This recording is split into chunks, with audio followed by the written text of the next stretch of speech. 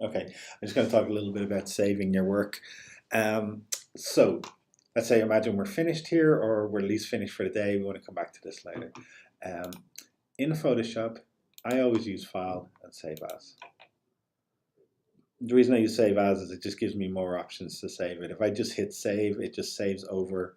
If I'd already saved it earlier in the day and I save it again, it'll save over it. But anything might have changed in the meantime, and I don't want to take any chances. So I'm going to call this one Colorize, the one I'm just working on now. No, that's not how you spell it.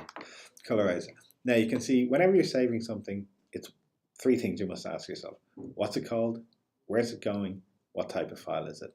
So what it's called is Colorize. Where it's going, in my case, is onto my desktop. And the format I'm going to use is Photoshop. Photoshop will preserve all of your layers. If you save this as a JPEG, it'll squash them all down into one. You won't be able to separate them. So if you always save as Photoshop, you cannot go wrong. So I'm going to save this three different ways, right? So I'm going to save it as a Photoshop file. I'm going to make sure layers is on, and I'm going to save it onto my desktop. So save. It's saying maximize compatibility. This allows it to be used by lots of different versions of Photoshop. So I'm going to say don't show again and OK. So I should be done now. See that little cross there in the circle? That means you can't really do anything until that's finished. Oh, sorry, it means I've got layers yourself. So I should have saved it now. I'm going to minimize this out to my desktop. There's my colorized image. I'm going to press Command I on the Mac keyboard, and that's going to tell me how big it is. It's 2.3 megabytes, fairly small.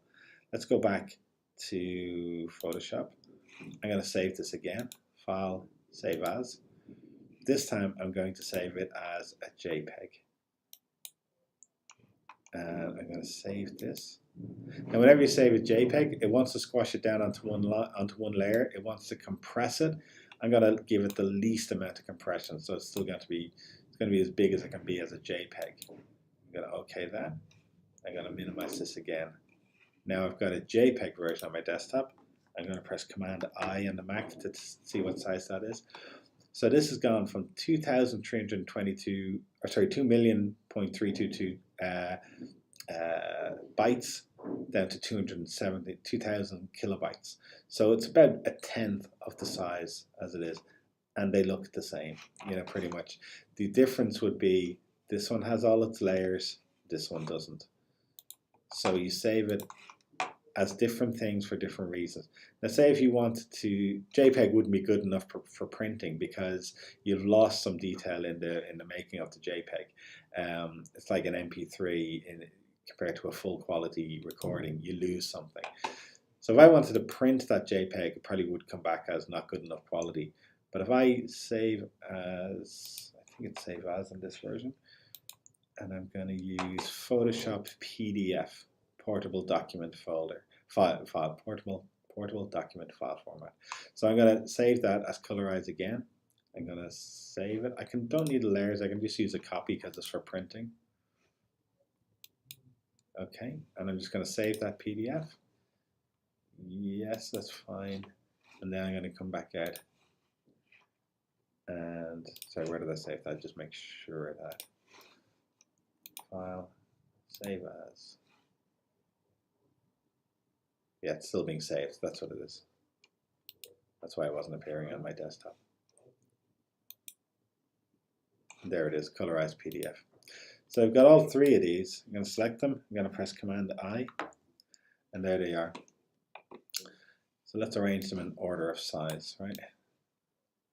You can see at the top there, 2.3 megabytes, 689 kilobytes, 217 kilobytes. The JPEG is the lowest quality of all three. This is basically visually the same as this, minus the ability to have the layers, to access the layers. And this is the full access version of it. So if you always saved as this, if this was a version you always had, you could make these from it, but you can't take a PDF or a JPEG and separate the layers back out. So this is the most important one. Okay, so Photoshop, whenever you save, your first option when you start the day, or every time you go to save as, the first option is always Photoshop. It's always have the layers ticked.